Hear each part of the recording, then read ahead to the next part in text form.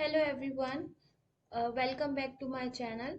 आज हम अनीता देसाई के बारे में डिस्कस करेंगे and if you are preparing for D triple S B so this video is very fruitful for you, क्योंकि Anita Desai D triple S B में ज़रूर पूछी जाती हैं अगर आप डी ट्रिपल एस बी का सिलेबस उठा के देखते हैं, इंडियन राइटर्स इन इंग्लिश में।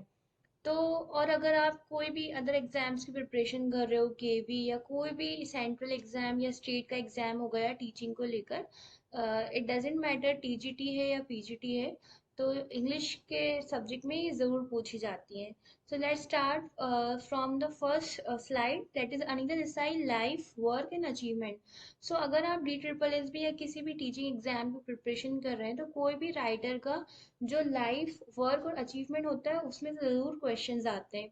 सो लेट्स स्टार्ट। ठीक है, तो सबसे पहले हम समझेंगे कि अनीता देसाई थी कौन, वो कहाँ से बिलोंग करती थी। तो 24 जून 1937 मसूरी इंडिया से बिलोंग करती थी, यहाँ पैदा हुई थी ये। उसके बाद इनके जो फादर हैं वो एक बंगाली थे, जर्मन मदर थी इनकी, और ये जर्मन घर में और हिंदी बाहर बोलती थी। अगर हम इनकी एजुकेशन की बात करें तो ये Queens Mary Higher Secondary School और मेरांडा हाउस से इन्होंने ग्रेजुएशन किया था 1957 में। Now the literary career. She began writing at the age of 7. So it is very important किसी राइटर के बारे में कि उस राइटर ने स्टार्ट कब से किया था लिखना और उसकी कौन सा वर्क कब पब्लिश्ड हुआ था। So begin writing at the age of 7, then publish first story at the age 9. You have to keep in mind this thing. Then the first novel इनकी जो थी क्राई द पीकॉक 1963 में हुई थी, and the known for psychological insight exploration of inner life. तो इसके बारे में हम आगे पढ़ेंगे कि इनकी थीम्स क्या होती थी। तो इनका जो नॉवल ऑफ्टन जो एक्सप्लोर थीम्स होती थी, आइडेंटिटी पे रिलेटेड होती थी, एलिनेशन पे रिलेटेड होती थी और फैमिली डायनामिक्स टाइप की थीम होती थी।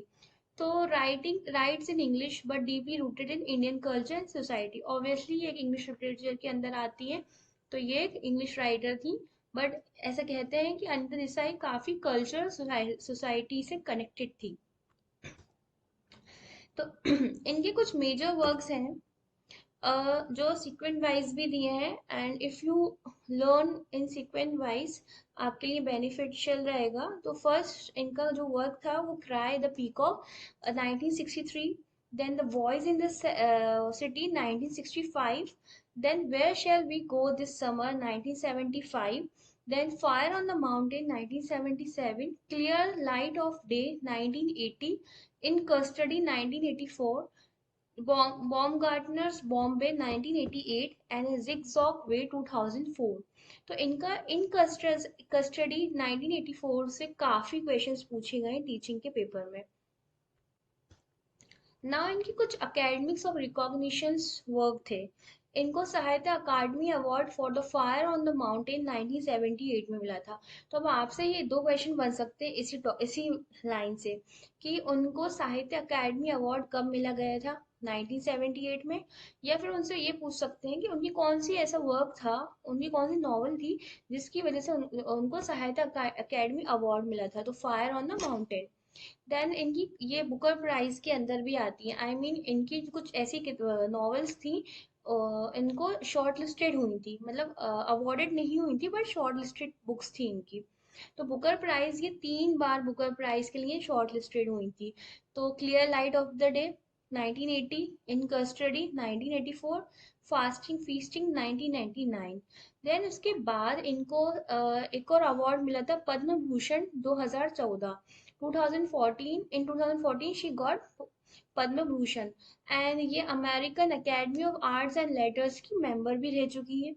Taught writing at MIT and Mount Holyoke college USA।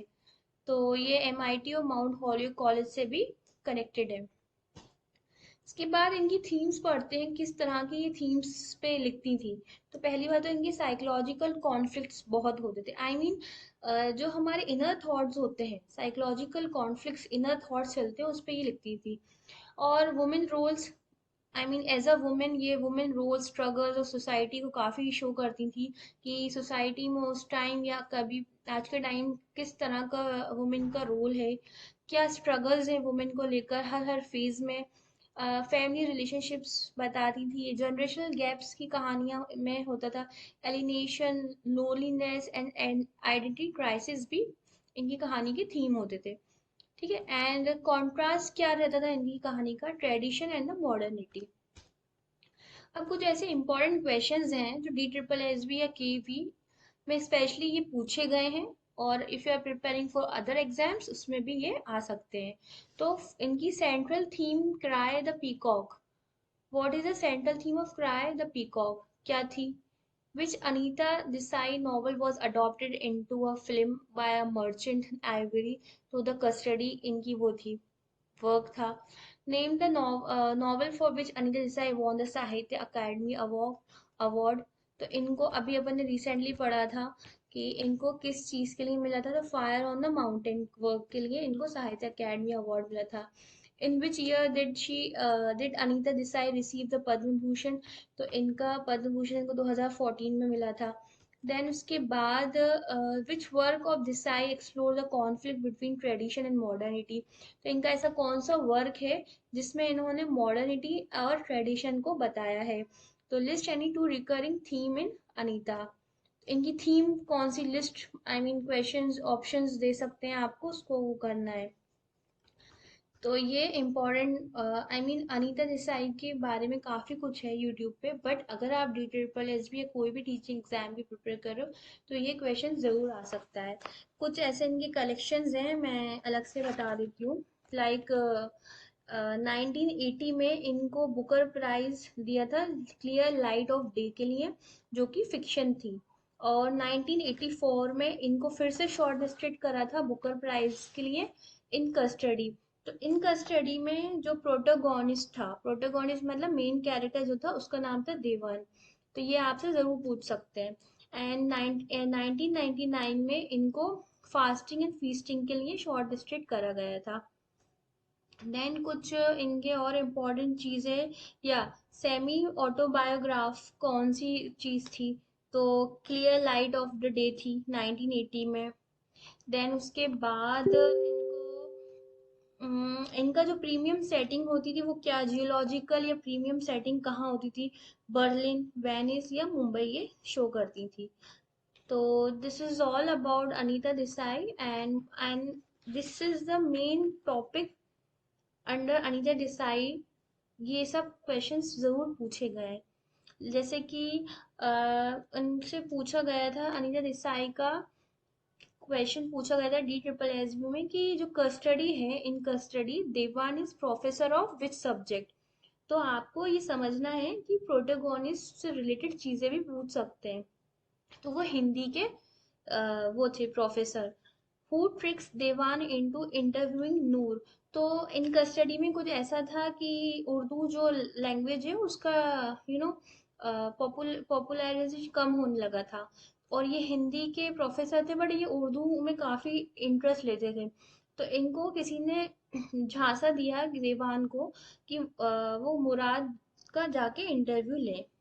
जो थीम थी, the theme of the novel revolves around the Urdu poetry decline. तो जो ये नॉवल थी, इसमें क्या मतलब ज़्यादा शो कर रहा है कि उर्दू पोएट्री या उर्दू का डिक्लाइन कैसे हो रहा था। एंड कौन सी सिटी शो करी थी? Delhi and Mirpur. Yeah, that's it about Anita Desai, and I hope this video is helpful for you all, and thank you for watching.